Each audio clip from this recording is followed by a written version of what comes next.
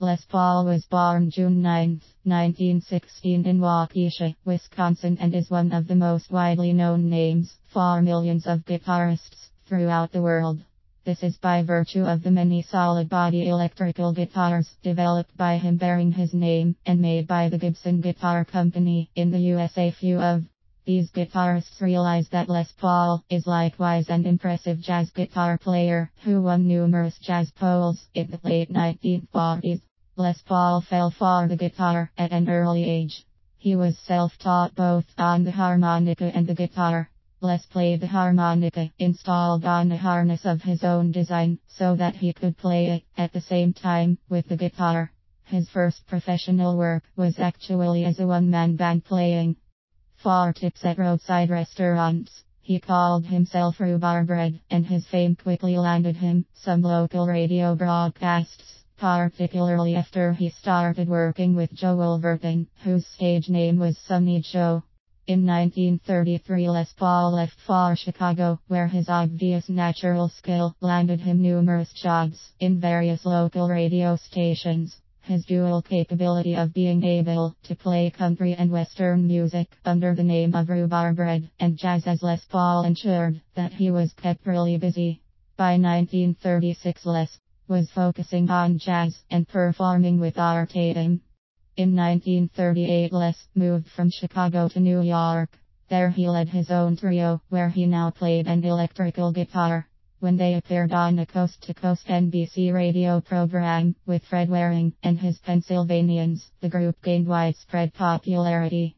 By the mid-1940s, Paul was considered among the USA's foremost jazz guitarists. His approach was considerably influenced by his own personal guitar hero, Django Reinhardt. In 1943, Les Paul transferred to Los Angeles and formed a new trio, which backed leading stars, including Bing Crosby, Rudy Vallee, Jack Benny, and the Andrews Sisters. In 1944, he was selected to appear in a Norman Granz Jazz at the Philharmonic performance in Los Angeles with J.J. Johnson, Illinois jockey, Nat King Cole, and others. Les Paul is likewise renowned for his development of multi-track recording, which he utilized to excellent effect on his best-selling records with singer Mary Ford. His first experiments into this field began as early as 1937, however, it was not till 1946, under the persuasion of Bing Crosby, that Les finally constructed his own studio to establish and perfect multi-track recording methods. Multi-track recording is part and parcel of today's music scene, but it was during 1948 inside Paul's in-home studio that he made the first historical multi-track recordings of Lover and Brazil. When these records were launched, they received unmatched commercial success. Not long after the release of these records, Les Paul was involved in a significant car mishap, where he nearly lost his right arm. Miraculously, his arm was saved by a doctor who was a Les Paul fan and instantly recognized the guitarist when he was brought into the hospital. With the usage of a metal plate, the medical professional was able to set the right arm in such a way that Les would be able to still play the guitar. After his release from the hospital medical center, Paul was anxious to further continue his experiments with the solid-body electrical guitar, which he had begun in the late 1930s. He realized the compactness of the solid-body guitar would now suit his broken right arm much better than the standard full-size archtop jazz guitar. In December of 1949, Les met and married vocalist Colleen Summers Mary Ford. They made numerous extremely popular multi-track vocal and guitar hits together, and later on had their own weekly TV program. Over the years, Paul became persuaded that there was a demand for a solid-body guitar, and by the early 1950s he encouraged the Gibson Guitar Company to produce the very first Les Paul guitars. In the beginning, these got a cool reception from guitarists, and the line was nearly dropped by Gibson.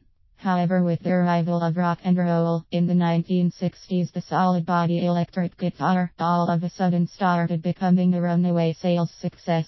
Ever since that time, Les Paul guitars have ended up being some of the most popular and the most copied guitars the world has ever known. Les Paul continued an active career in music from his house in Mahwah, New Jersey. From the mid-1960s, he took a 10-year break from professional work. However, since the mid-1970s, he once again played and recorded with a variety of artists. Les had a quintuple bypass surgical heart procedure in September 1980, but made a complete recuperation. For some years, he appeared weekly with his own group at Fat Tuesdays Club in New York City. On August 12, 2009, Les died of issues from pneumonia in White Plains, New York.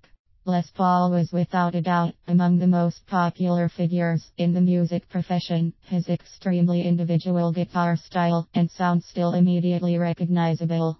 He landed 3 awards from the National Academy of Recording Arts and Sciences for his contribution to the industry and innovative guitar. Genius. Les Paul's contribution to the world of music and the guitar is definitely phenomenal.